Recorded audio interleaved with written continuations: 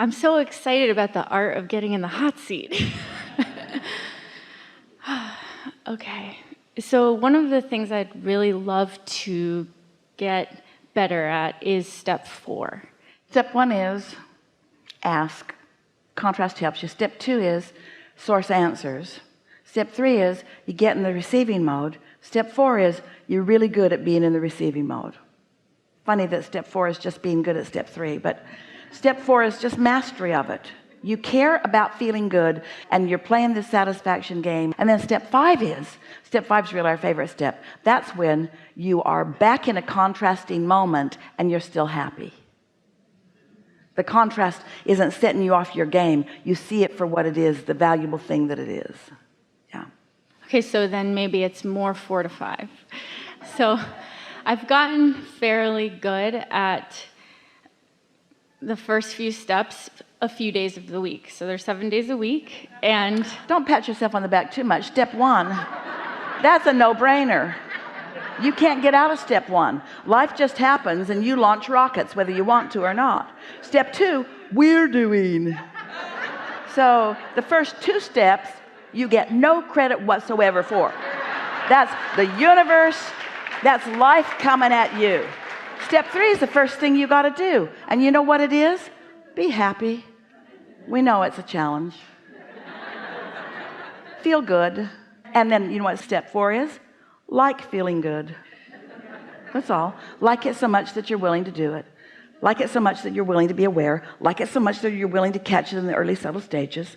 Like it so much that you're willing to know when you are and know when you aren't. And you know, you're very smart that you want to weave 4 and 5 together, because step 5, which is being in step 1 and not being upset about it, that's really because you've mastered step 4, because you like so much feeling good you're not willing to beat up on yourself anymore. So life came at you and gave you more contrast. Does that make you bad? No, that makes you fulfilling your reason for being. You didn't say, I'll go forth and I'll rid the world of contrast, or I'll go forth and I'll be oblivious to contrast. You said, I'll go forth and I'll accept contrast as my friend. The other morning Esther woke up. We keep telling you, we wake her up. We feel happy about her life, so happy about her life that she goes, and then she looks at her clock and thinks, what the hell? It's still dark outside. Why am I awake? It's us.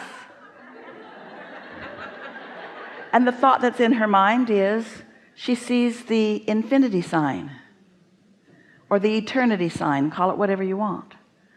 So we said to her, because it was on its side, look at it and see one end of it is contrast and the other end of it is desire, or belief and desire, in other words, and see how it all fits together, and see how eternity is made up of knowing what you don't want and knowing what you do want, the contrast launching the desires, the question brings the answer and the problem brings the solution, how it all fits together. Make peace, feel appreciation for all of this contrast. So when new contrast shows itself to you because you want expansion, then thank the contrast that's shown itself to you, because as it shows you what you don't want, it shows you what you do want. You cannot be the eternal being that you are without all of that. Yes. And so doesn't it make you want to make peace with it? And there's some rascal upsets you and you think, that was rude and unnecessary.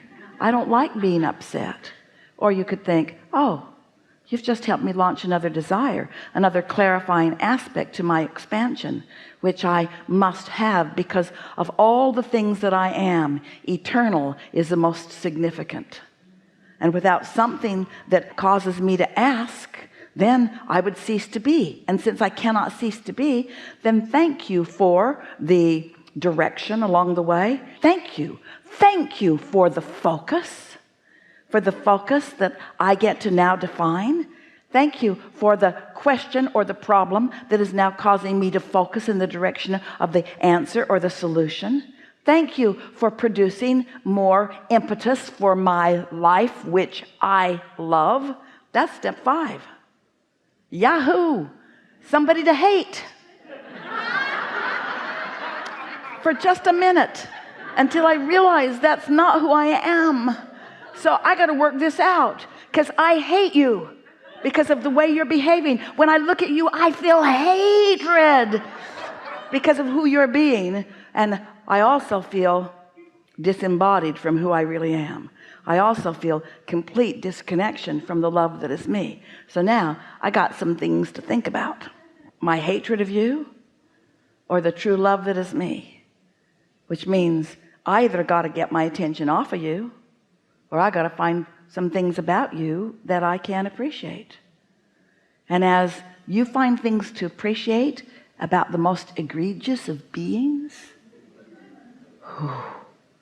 you come into true ownership of who you are, and the universe expands because you and they have helped you to focus into what is really wanted, you say. So Can you help me with a little more specifics on exactly that? yes, Okay, so I work out of the home 5 days a week, and that is where I'm able to flow fairly well. Then the other 2 days of the week I'm home. I have 2 beautiful children, and my elder son is on the severe end of the autism spectrum. So I already believe that we chose each other to expand and all of that, and I see the perfection in the situation. I know that this is for my benefit. when you step back far enough, you always see it. When you get up close to it, sometimes you forget. Yes. So being up close, and every day, every Monday through Thursday, I'm like, okay, tomorrow's Friday, and I'm going to master this. And You just said to us that step 4 is what you're after. And so isn't it logical that you would live in a situation where the mastery of step 4 is being helped along by day-to-day experience? okay, so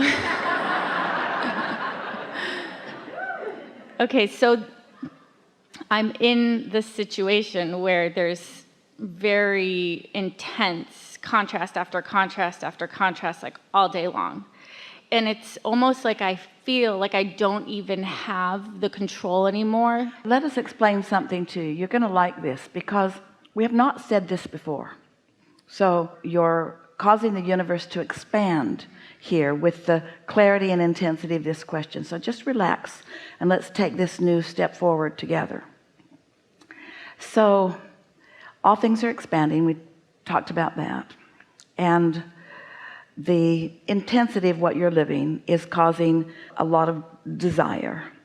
And the difference we've already clarified between you and your human perspective and your inner being in its spiritual, vibrational, non-physical beingness. The only difference between you is that your inner being is disciplined, is not the right word, but it's the closest one Esther can find. It's really practiced, kind of like the step 4 that you're reaching for, in holding the vibration of love and well-being regardless of what is being observed.